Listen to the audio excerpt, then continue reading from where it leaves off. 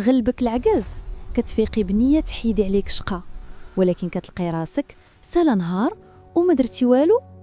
اليوم غادي نقول لك السر اللي غيخلي تحلي هذا المشكل دابا وبلا ما تحسي.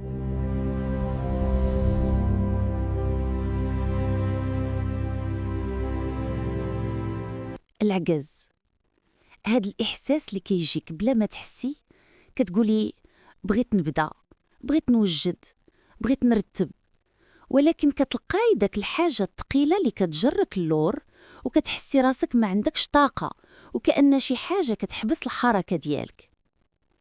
الحقيقة اللي بزاف ديال النساء ما كيعرفوش هي إن العجز ماشي كسل.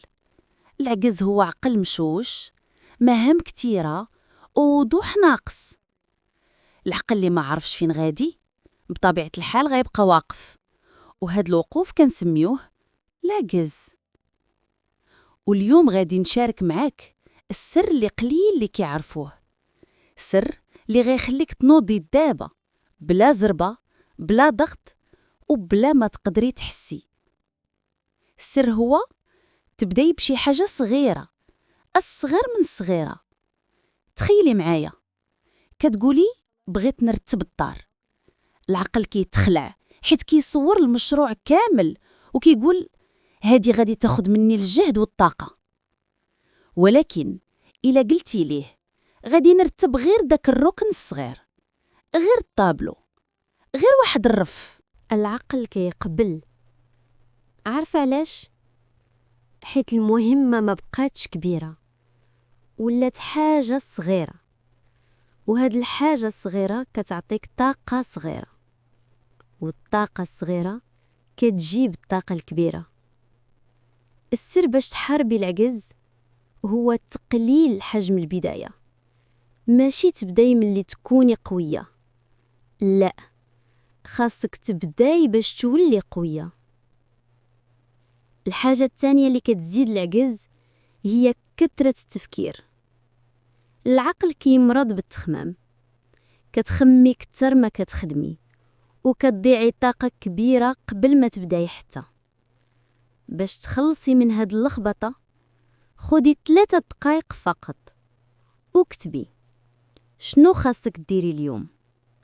غير 3 الحوايج، ماشي 7، ماشي 10، ماشي لائحة طويلة، غير 3، والعقل كيتنفس.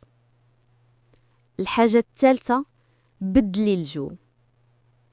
الركود كيزيد العجز، حلي الشرجم، بدلي بلاستيك، بدلي الموسيقى، بدلي حتى طريقة الجلوس.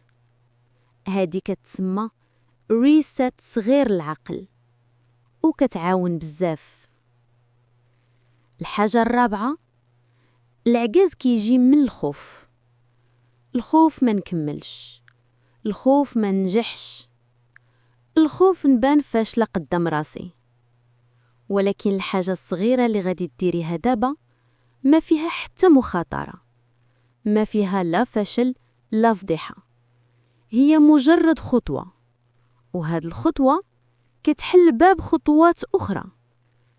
جربي اليوم ديري حاجة وحدة، ولو تكون 2 دقائق، ديريها دابا، ما تخليش عقلك يعطيك الأعذار من بعد، في العشية، غدا، حيت هاد الكلمات هما اللي كيغديو العجز.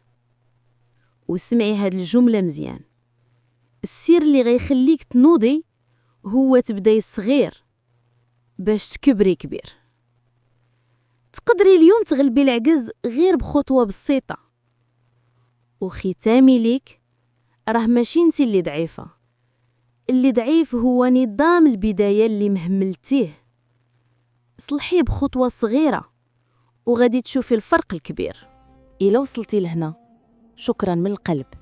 ما تنسيش تدعمي القناة بلايك واشتراك، حيت هادشي كيعاون باش يوصل الصوت ديالنا لنساء آخرين محتاجين يسمعوا هاد النوع من الكلام. وكتبي لي في التعاليق شنو الموضوع اللي بغيتي نهضر عليه في الحلقة الجاية.